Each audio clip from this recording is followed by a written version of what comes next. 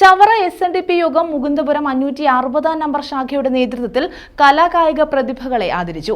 ശാഖയുടെ മുൻ ഭാരവാഹികളെയും ആദരിച്ചു. SNDP യോഗം ചവറ യൂണിയൻ സെക്രട്ടറി കാരയിൽ അനീഷ് സമ്മേളനം ഉദ്ഘാടനം ചെയ്തു. ചവറ മുകുന്ദപുരം 560 നമ്പർ SNDP ശാഖയുടെ നേതൃത്വത്തിലാണ് 2024-25 അധ്യയന വർഷത്തിൽ മികവ് പുലർത്തിയ കലാകായിക പ്രതിഭകളെ ആദരിച്ചത്.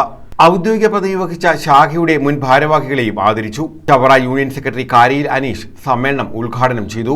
നമുക്കറിയാം ഏതെല്ലാം കാലഘട്ടത്തിൽ സമൂഹത്തിൽ അന്ധത വളർന്നിട്ടുണ്ടോ ആ കാലഘട്ടത്തിലൊക്കെ തന്നെ കലയും സാഹിത്യവും കലാകാരന്മാരും അതിന്റെ ഭാഗമായിട്ടുള്ള ഗ്രന്ഥശാല പ്രസ്ഥാനങ്ങളും വായന പ്രസ്ഥാനങ്ങളും ഒക്കെ തന്നെ അതിന്റെ തിരുത്തൽവാദികളായി അതിനെതിരെയുള്ള നേർക്കാഴ്ചകളായി നമുക്ക് കാണുവാൻ കഴിയും. അതുകൊണ്ട് തന്നെ ഇത്തരത്തിൽ കലാകായിക പ്രതിഭകളെ അവരുടെ അഭിരുചിക്ക് അനുസരിച്ചുള്ള വളർച്ചയ്ക്ക് പ്രോത്സാഹനം നൽകേണ്ടത് സമൂഹത്തിന്റെ ആവശ്യമാണ്.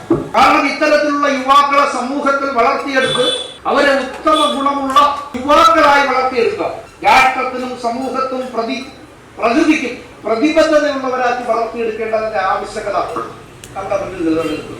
ശാഖായോഗം പ്രസിഡന്റ് രമണൻ അധ്യക്ഷത വഹിച്ചു. നാടകകൃത്തും തിരക്കഥാകൃത്തുമായ അഡ്വക്കേറ്റ് മണിലാൽ കലാകായിക പ്രതിഭകളെ അനുമോദിച്ചു.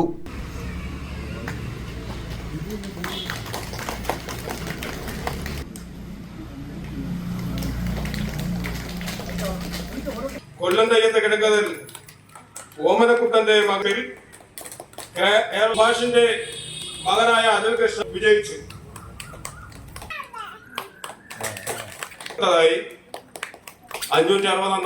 കൗൺസിലർമാരായ MP ശ്രീകുമാർ, L രഘു, ശാഖാഭാരവാഹികളായ വിനു നന്ദനം, ബാബു തുടങ്ങിയവർ പങ്കെടുത്തു. News bureau, Chavara.